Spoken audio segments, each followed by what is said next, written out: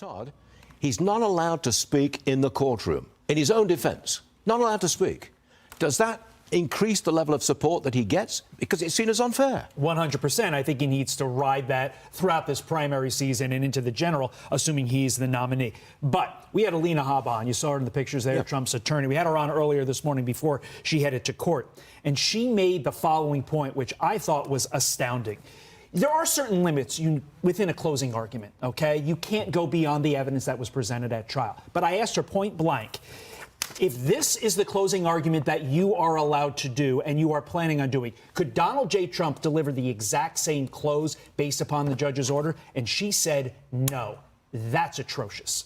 That's atrocious. That cannot happen. And to me, that's grounds for appeal. He's just not allowed to make a closing statement. Because he gave a bunch of conditions that Trump would have to abide by, and they were beyond the realm of just not attacking the court clerk. They were very onerous restrictions that Trump wouldn't agree to. Alina Habba said she would not allow her client, Donald J. Trump, to deliver a close based upon those onerous conditions and said, we're not going to do it. And the judge said, OK, you're not allowed.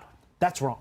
That is grossly unfair. Yes. And here's another example, which I think is unfairness. There's another state that's about to decide on whether or not Trump can get on the ballot. Which state are we talking about? Yeah, not really a shock here. Oregon, pretty liberal state. It could be the next state to remove Trump from the ballot. A liberal advocacy group, Free Speech for People, filed the Oregon lawsuit just last month directly with the state's top court. They skipped everybody. They just went to the Supreme Court, citing the 14th Amendment. A decision on that could come any moment, literally while we're on air. Now, you recall Colorado Supreme Court, Maine Secretary of State removed Trump from the ballot, while Michigan and Minnesota's top courts threw out similar suits. It's just wrong. But this is all going to go to the Supreme Court. It has to. Their primary is in May.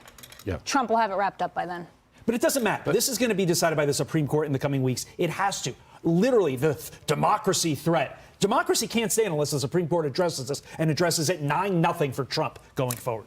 I suggest that Trump's approval rating is going to go up. 100%. His support level goes up from here on out. 2024 is the election of the victim.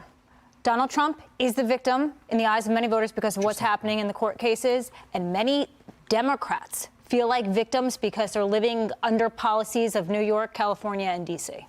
Okay, fair point. Thanks, Lauren. Todd.